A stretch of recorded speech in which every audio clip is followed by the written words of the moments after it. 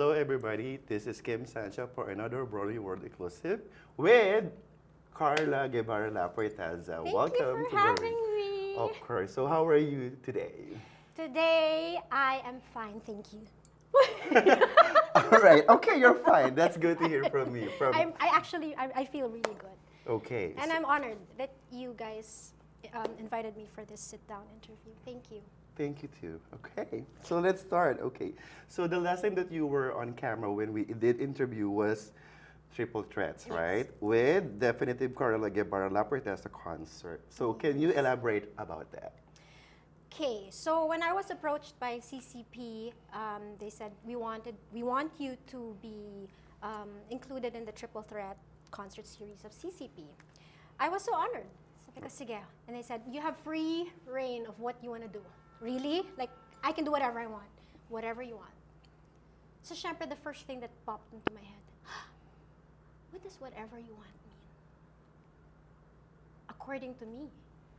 A la Carlotta. Because I have a food business. Right. During the pandemic, I had a food business called A la Carlotta. And I had a cooking show, and I would just cook whatever I wanted, any version of whatever I wanted, and I called it A la Carlotta. I said, I want the title of my show to be A la Carlotta. So, para talagang kahit anong ilagay ko doon, Right. it's okay. And the first person that came to my head was director, Paolo Valenciano. He has to direct my concert. Right. I don't want this to be musical theater. I want it a concert. Right. Carla Guevara-Laforteza as the singer. Not just as a musical theater artist, but as a singer. Right. Sabi ko, I needed a director who knew that, who mastered that kind of concept. And Paolo Valenciano directed, Gary Valenciano, Regine Velasquez, Sarah Geronimo, Ben and Ben. Sabi ko, iyabang ko, Carla Guevara-Laforteza, Yeah, you to be concert included. directed by Paolo Right. Valenciano. No, but you know what? Because I saw him grow up. You know, I Yes. witnessed his career as a Director. not just as director, he started as a lead singer in a band. Yes, Tapos, right. family friend eh. Yes, Tapos, yeah. naging anak ko pa yan sa 3 Stars in a Sun. He became a theater actor also, and then now a director. Sabi ko, I believe in this guy. He has to direct my show. Right. And then it went on to me choosing, of course, musical director had to be Gerard Salonga, because I have to have a Lea Salonga moment. She's my idol. So I want to feel that. This might be my only chance. I mean, I'm not getting any younger. Imagine mo, 48 years later, 30 years into my career, and I get a solo major concert like Right. this. Todo ko na. So I put all the people that I think should be in my show. Right. So if you see my artistic team, they're not just big names in the industry. These are people who have meaning in my life. I'll be saying this during my concert, but I'll share it with you na rin. Like, Gerard Salonga, again, he was the first musical director, local musical director, who's brought me abroad. Oh. He took me abroad. He took me to Malaysia to sing with his orchestra. And then when ABS-CBN Orchestra was still active, Yes. I would sing a lot with them. Mm-mm. Mickey Munoz was also Oh, a big yeah. influence. Him and Gerard would invite me all the time. Mio Infante witnessed my love story with Godfrey. So he's known me since how old? 17 when I started with rap, because he's from repertory also. I am Barredo Eckstein, who's my production manager, also saw me from the beginning. Who else? Rards, Corpus of Soundcheck. He's always the one doing our sounds, and nararamdaman ko para palagi may extra something Right. pag mic ko. Alam nila hindi kasi ako nag-in-ear monitor eh. Oh, that's So, true. alam mo yon? And then even Jamie Wilson, one of my best buds, is my technical director. And then you have John Batalha, who I'm so spoiled with. He's done most of my musicals, the musicals I've been in. He would give me extra special lights all the time. Alam ko yan. Is he doing the... Yeah, and he's doing my Okay, concert. good. So you have all these special people who are part of my show. So it really becomes a personal thing. It's Yeah. not just wala lang, I'm gonna do a show. This is actually a story of you in terms of... It's my story. It's another side of me. Yes, that aspect. I wanted something different, a different side of me for the people to see. I mean, it's triple threats. aminin na natin, I don't dance well. That's the key. I don't dance well. I can dance, I can move, but I think I'm more confident with my singing and my portrayal of roles. Yes. My different, the different techniques and styles of Yes. my singing. So in this concert, you'll hear me sing jazz. You'll hear me rap. You'll hear me do all these different things. So that's different you. in It's a terms of different me. So it's a singing, different kind of interpretation. show that I want to offer to my audience who will come watch. Oh, so better watch it. Okay, so how excited are you for this concert? I mean, apart from the people that you assemble that will help you bring this concert, of course. So. Oh, yeah. I'm so excited. Because like I said, it's a different side of me. Yes. Tsaka syempre, parang audition ko na rin yan. Kasi because I'm gonna be doing different kinds of styles of singing, makikita ng mga tao na, she can do this, pwede siya sa ganitong role. Yeah. Hindi, okay lang, hindi siya kailangan i-typecast kasi she can do all these other things. So that's what I wanna showcase. So I'm quite excited for that. And of Right. course, it's like a gathering of my friends and my loved ones. It's my 30th anniversary in the industry, and it's really gonna be a special night, and I'm so excited. Right. And of course, you have this dress code. You want us to wear Yeah, black. So you know what, can you okay. tell us why? The concept of the show, again, it's a Paolo Valenciano show, so we want that extra special thing, and to showcase not just my talent, but also the talent of my artistic team. Okay. We want to showcase the lights of John Batalla, the magic of how Mio Infante will do my production set. And I think that will only work if everybody is in black. And I'm the only one in color. It's my Okay. show. Yeah. And I want them, you know what, it's not just black. I want them to come dressed up. I want them to, para siyang Star Magic Ball. Alam mo Okay. yon? Ganun yung Got it, got it. feel. Okay. Because I want them to look forward to it. I'm gonna dress up. I'm gonna prepare for it. Okay. You know. So linawin natin, what if they came in a different color? What will you do? I'm gonna text and call each and every one that morning to remind them, please come in black. Oh, there you go. No, but just to be sure, I'm playing around with the idea of having black t-shirts or black cloaks, in the lobby, just in case merong mga pasaway. But I'm sure, everybody will understand. It's like planning a wedding Right. or an event when there's a dress code. Okay. So, everybody's intelligent, I Okay, think. good. And you mentioned earlier about your theater career. You've been in the industry for how long? 30 years. Okay, so what prompted you, your love for theater? Ever since, parang I was really born. Kasi maliit pa ako eh. I had a Yaya Rebecca. She was like, can you imagine Mary Poppins and Maria of Sound of Music? Oh my God, yeah. She sang with a guitar. She sometimes would speak to me with a British accent. She was hilarious. She was educated. And she brought me and my sisters up alongside my parents. And siya yung, dadalhin ako sa, ilang taon ako siguro, mga 5 years old ako. Biglang magre-ring yung landline ng mami ko. Ma'am, makinig po kayo sa whatever radio station. Kakanta si Carla. Kasi we live in San Juan area, so malapit kami sa Pasig. So she would bring me to the radio station sa Pasig. Talagang meron ditong batang gustong kumanta, ganyan. So mag-audition ako, tapos kakanta ako sa radio station.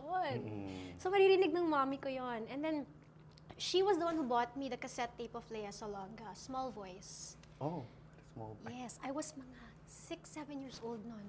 That was my first cassette, and I would listen to it over and over and over again. So was that the first song that you heard from Lea Salonga? Yes. And ever since, I would have all her albums. Talagang boses niya. Okay. At the same time, my mom would play Natalie Cole, Claire Marlowe, Julio Iglesias. Yan ang mga music na naririnig ko sa bahay. So merong, alam mo may Latin influence kay Julio Iglesias. Yan sila, Natalie Cole, the Right. standards. So these are my influences. And then at the same time, you all know Robbie Guevara. Of course. Artistic director of Nine Works Theatrical. Yes. He's also a well-renowned theater actor and director. And he's my first cousin. And laking repertory Philippines din yan, and we had season tickets for rep, so I would always watch him. Okay. I want to do that. I want to be in theater. Mm-hmm. And then sabi niya, Carla, there's auditions. So I found myself at auditions at 16. I was in first year high school, and I auditioned, and the rest is history. Okay, and may I ask, what was the audition song or scene that you did? Oh, I did Part of Your World. Okay. Part of Your World Disney. from Little Mermaid. Okay. And the first person who approached me, literally running up the stairs, and I can vividly remember this, Michael Williams. Okay. He said, "What's your name? You're so cute." He goes like that to me. "You're so cute." So, ginanon niya ako. 16 years old ako, then I was like, Michael Williams is here. Okay. So that was the start of my theater career. I was part of the ensemble of Aladdin. I was cast by Baby Barredo at that time. Okay. So you are now part, of course, of the theater industry for 30 years. For 30 years. Okay. So since we're talking about, of course, theater, of course. So what's your favorite role in theater? Nako, all of them. But if I were to really, really like, I want to do this again. Yes, or please. Ganon. Olive Ostrovsky in Spelling Bee. Why? I had to play, how old was I when I played that? I was already in my 30s. Okay. And when Bobby Garcia cast me for that, it was such a challenge because I was in my 30s, but I had to play an 11-year-old. So how do you do that? So I had to research. First time kong talagang mag-research for a role. Because prior to that, I wouldn't research it. I would just read the script and give it my own perspective. Right. Kayang-kaya, ganyan.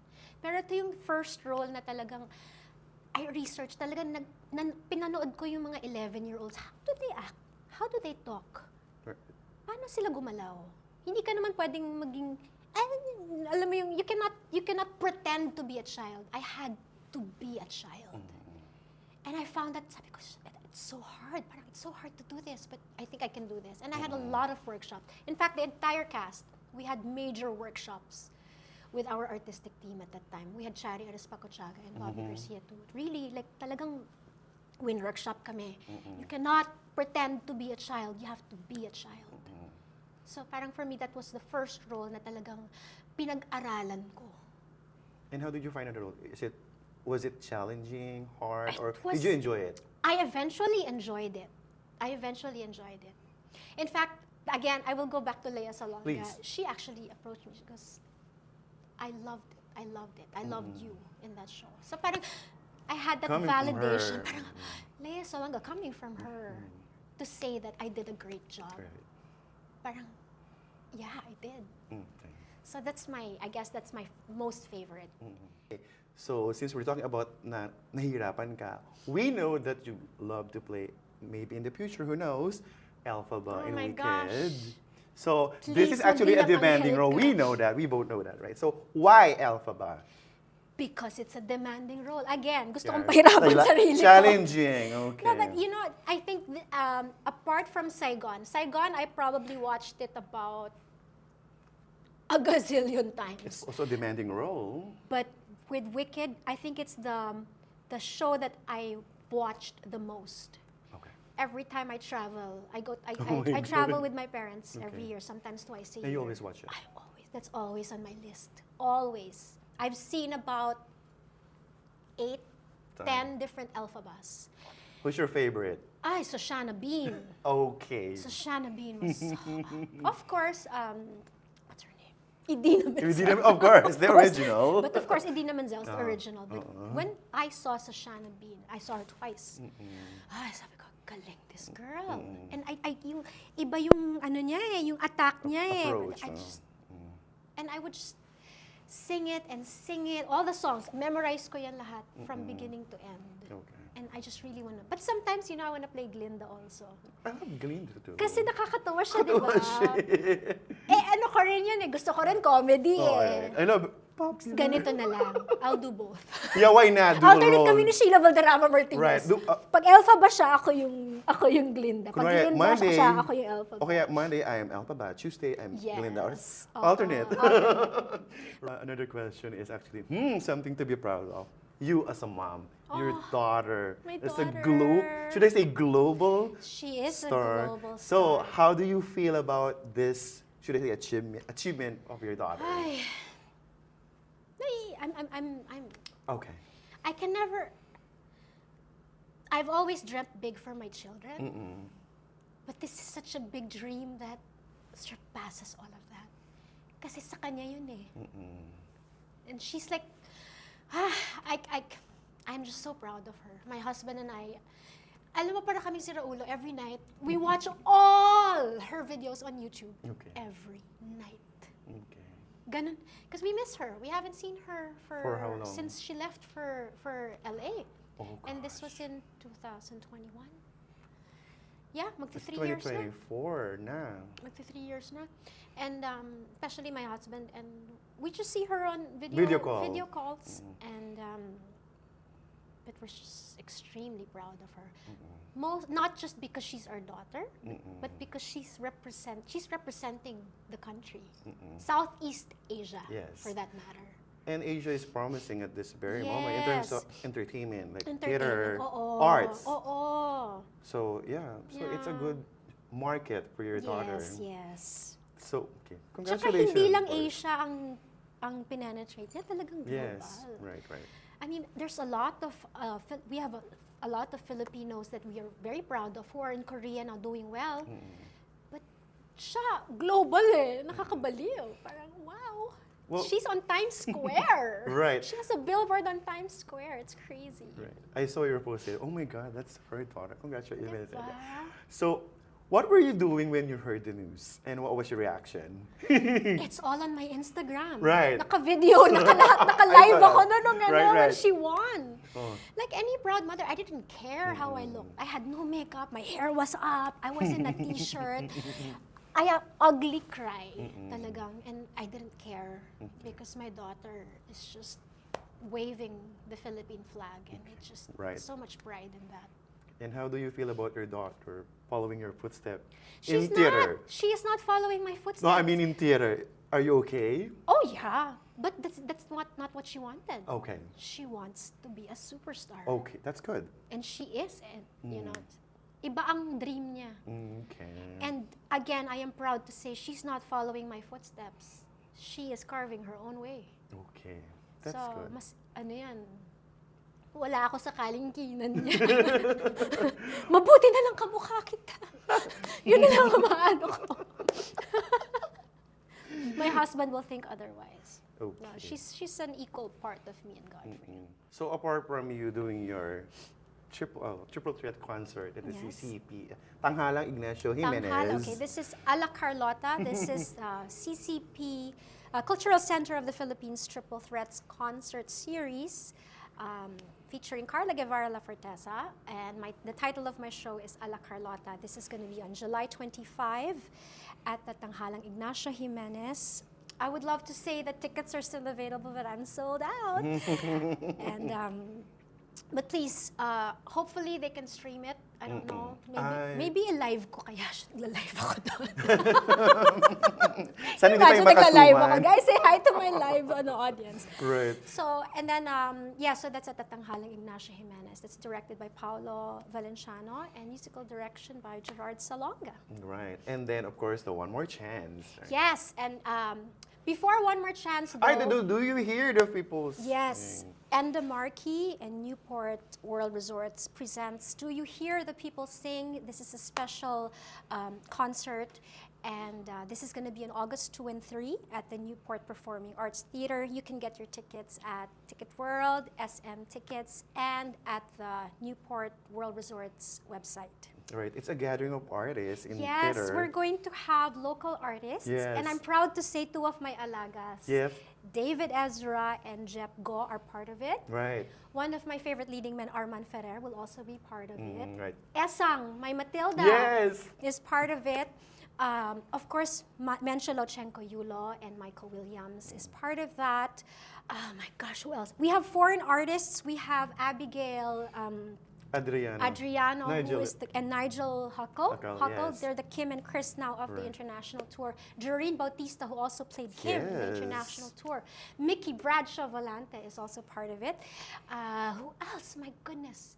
Amy Manford and Bradley Jaden. Wow. And I believe you did this 10 years ago. I did this 10 years ago. This was for the Typhoon Yolanda. The same title. Do you hear the people saying? But that was more of a reunion of the alumni of Miss Saigon. I think, if I'm not mistaken, the only artist who performed that night who wasn't from Miss Saigon was Jed Madela. It was a special number for him. He did the song Martanguer, which is one of the musicals of Claude Michel Schonberg and Anand Boblil. And so this year we're doing it again. It's for Upskill Foundation, and they're the beneficiary for this particular concert, and it's gonna be fun because I'm gonna sing 2 new solos in the show, and we're gonna have Bituin Escalante is gonna be part of it, and she's gonna bring the house down with her particular song. So. Abangan nyo yan, guys. Please get your tickets. Do you hear the people saying Newport Performing Arts Theater, August 2 and 3? I love Between in Asaka Grow Me I love her, period. She's the queen. All right. She is the queen. Right. And then, I'm so happy that David Ezra is yes. back in Manila. My son. Please. David Ezra, believe it or not, he was my leading man for Binondo. Binondo, He's yes. 13 years younger than me. So, mukha pala akong bata. Charot. So, I started managing him because he's the son of Mama Dulce. He's a very good friend of mine also. So, sabi niya, Nak, tulungan mo naman yung son ko for events, ganyan-ganyan. So, sinama-sama ko. Every time I would get events, I would bring him along. Oh, you need a male singer? Oh, I have somebody, David Ezra. So I bring him. And I ended up managing his career because I noticed kasi theater actor. Ako kasi because I'm also part mainstream showbiz. Right. And apart from being a theater actress.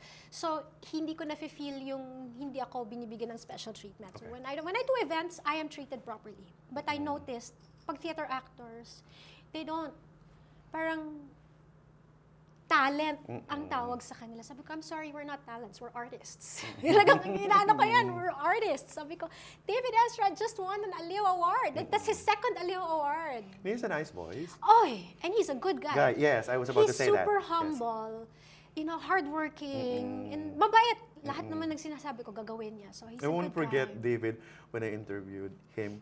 Things po. Parang tundo ko na. So yeah, he's a nice guy. He's and kind. then another guy is Jep Go, who was part of the Voice Team Leia. Yes, I love that. I fell in love with him when he did Apo. I Apo, watched Apo. I was cried. already managing David at that time, and I watched Apo. And my cousin Robbie Guevara was the director. Sabi ko, Robs, who's that? Oh, that's a new guy, Jep Go. Oh my God, what a voice! So sabi ko, may manager ka na. Niloloko ko lang, may manager ka na. Niya, wala po. Ako nang bahala sa'yo. So sinama-sama ko na rin sa mga events. And I'm drawn to people like that. Yung hardworking, yung talagang totoong talented, na alam ko na, I know this guy's gonna make me proud. And then I have another one, si Gio Rodriguez naman. Okay. Who I met through sila Tita Luna and Mama Menshu. They directed a show for him. And I met him, and then, again, sabi ko, may manager ka na. Sumama ka na. So he's my bunso. So now I have 3. I have Kuya, David, and I have my Jeppy boy, and then I have my youngest, which is my Nak. I call him my Nak, Gio Rodriguez, who's now in Hong Kong. He's in Disneyland. Sabi ko, dyan ka na muna kasi he's such a good guy. He's building a house for his parents. So I'm so proud of my kids. I call them my kids. Okay. Meron pa ba akong nakalimutan sa mga upcoming shows mo? One Ikaw More na. Chance, of course. The musical, the new Ben and Ben musical. You're challenging, but you're enjoying it. I am enjoying it. I'm so busy. Hindi, you're not. No, but I love it. This is my purpose in life. So yeah, I will recap. So July 25 at the CCP Tanghalang Ignacio Jimenez a la Carlotta is my first solo concert brought to you by CCP Triple Threat Series. That's July 25. And then August 2 and 3 is Do You Hear the People Sing at the Newport Performing Arts Theater here at Newport's World Resorts. Ay. Tumama ka na this time? Tumama ako May this nahihirapan time. din ako minsan pag Yes. sinasabi ko, even sa writing. Okay. And then we have One More Chance, the musical, the new Ben and Ben musical. We're doing a rerun from August until October at the PETA Theater. Tickets are available already at ticketworld.com. Pero go to my Instagram. Please follow me, Carla Guevara Official. That's with 1 R because I bought a show. So pag ma-sold out yung mga nasa Ticket World, for sure, sa akin na kayo bumili. For sure, ako yung mapapanood nyo. And then my last show for the year will be Coming Home to Christmas. This is the Jose Marichan musical. With Repertory. With Repertory Philippines. And I'm excited for that. Yes, I am so excited. And this is directed For by you Mia and Rinaldi. Jeremy. Yes! Jeremy Domingo is our new artistic director for Repertory Philippines.